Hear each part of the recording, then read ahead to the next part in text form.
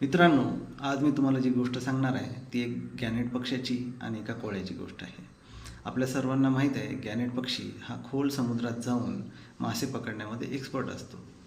कोळी आणि गॅनेट पक्ष्यांची मैत्री मागील 10 वर्षापासूनची असते आणि त्यांच्यामध्ये एक अलिखित करार झालेला असतो. तो अलिखित करार असा असतो की 50% मासे कोळ्याचे आणि 50% मासे गॅनेट पक्ष्याचे.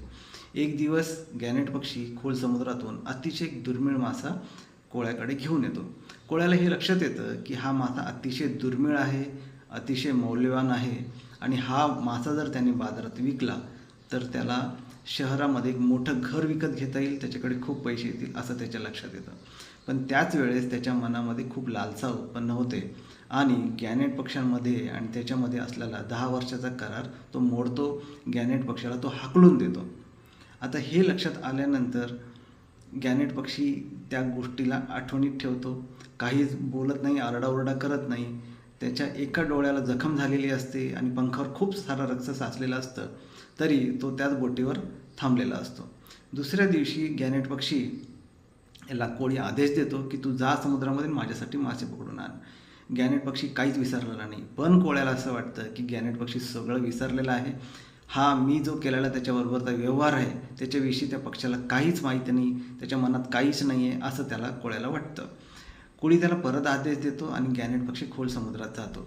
आता गॅनेट पक्षी काय करतो, मासे पकडायच्या ऐवजी त्याच्या गळ्याला बांधलेली दोरी तो समुद्रातल्या एका लाकडाला बांधून टाकतो आणि तिथून तो निघून जातो. थोड्या वेळाने खूप लाटा येतात. ती जी बोट असते त्या बोट पलटी होते आणि तो कोळी त्या समुद्रामध्ये पडतो आणि त्याला वाचवायला सुद्धा कोणी येत नाही.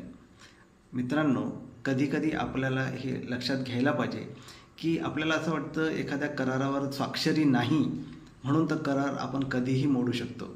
आणि 10 वर्षाची मैत्री किंवा जुनी मैत्री किंवा कुठलंही नातं जे खूप जुनं नातं आहे असं नातंसुद्धा आपण त्या स्वार्थापोटी विसरून जातो.